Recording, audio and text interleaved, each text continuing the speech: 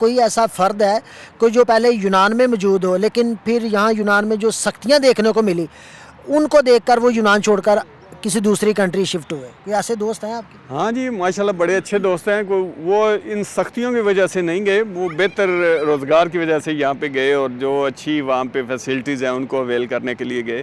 और मेरा सबसे अच्छा और करीबी दोस्त जो है वो अरशद मुल्तानी है, अरशद खान मुल्तानी।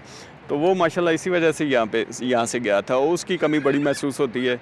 और वैसे हमारे जो शुरू स्टार्ट से जो दोस्त हैं आज भी वही दोस्त हैं। बदर मुनीर संधू हैं, अरशद खान मुल्तानी है, अमजद खान, नासिर जसोकी, यही हमारे शुरू के स्टार्ट के, अलैनी, शहनाज बबली और बाकी जो बाकर चुगताई और राजा ज़ुबैर, जुल्फ़िकार भट्ट। यानी कि आप यानी कि जब से यहाँ यूनान में हैं तब से आप एक ही जगह पे इकट्ठे हैं और दोस्त हैं? ज़्यादातर हम इकट्ठे ही होते हैं। अगर किसी का भी हम में से बाज़ औक़ात ज़रूरी नहीं होता कि हम सारे ग्रुप जो है वो एक ही जगह परफॉर्म करें या एक ही प्रोग्राम में इनवाइटेड हो।